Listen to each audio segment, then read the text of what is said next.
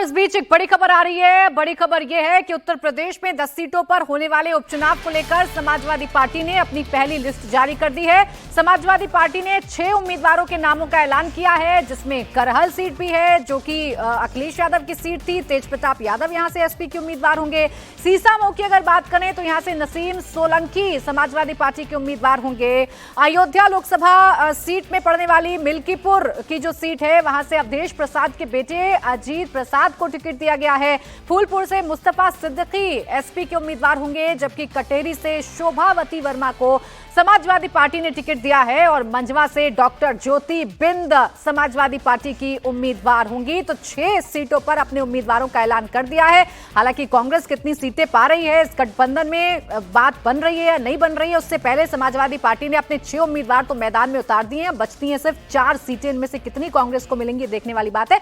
रुचि कुमार मेरे साथ मेरी सहयोगी जुड़ गई है। रुचि, एक बार फिर से पीडीए की बात करते हुए 6 उम्मीदवारों का ऐलान कर दिया गया है। इन 6 नामों में से कौन सा नाम आपको सरप्राइजिंग लग रहा है, या ये जो उम्मीदवारों की लिस्ट है ये कैसे कॉम्बिनेशन वाली है? देखिए, इसमें आप अगर देखेंगी तो मंझवा जो है और फूलपुर है, ये दोनों सीटें समाजवादी पार्टी के पास नहीं थी जहां बाई इलेक्शन हो रहा है, और इसको इन दोनों सीट्स को कांग्रेस मांग रही थी समाजवादी पार्टी से। तो जो अभी इलेक्शन के रिजल्ट आए हैं उसके बाद ठीक बाद ये लिस्ट जारी हुई है, तो जाहिर है उसका कुछ इम्पैक्ट इसमें ज़रूर दिखाई दे रहा है। अब समाजवादी पार्टी ने सिर्फ 4 सीट छोड़ी है, गाजियाबाद है, खैर है, मीरापुर है और कुंदरकी है। अब इनमें से कितनी वो कांग्रेस को देती है, ये आने वाले दिनों में हमें इंतज़ार करना होगा। कि कांग्रेस तो 5 सीट मांग रही थी समाजवादी पार्टी से, लेकिन 6 पे तो नामों का ऐलान हो गया है।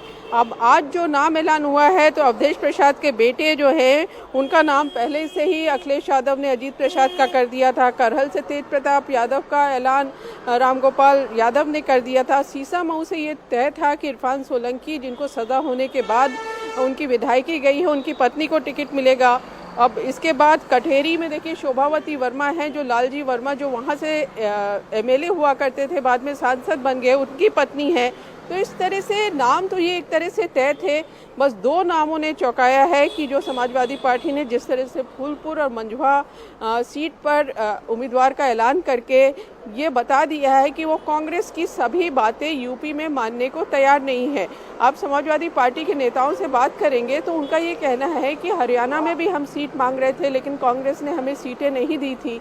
तो अब जब ये इलेक्शन के रिजल्ट्स आए हैं तो साफ है कि इस बाई इलेक्शन में किस तरह से सीटों का बंटवारा होगा, ये देखना दिलचस्प होगा। बिल्कुल रुचि, ये हरियाणा विधानसभा चुनाव के नतीजों का साइड इफेक्ट कह लीजिए कि कांग्रेस की बातों को समाजवादी पार्टी यूपी में चलने नहीं देगी। बेशक 5 सीटों की डिमांड कांग्रेस की तरफ से की गई, लेकिन अब 4 सीटें बचती हैं और इन 4 सीटों में से भी कितने कांग्रेस के खाते में जाएंगी ये देखना दिलचस्प है। शुक्रिया रुचि तमाम जानकारी के लिए।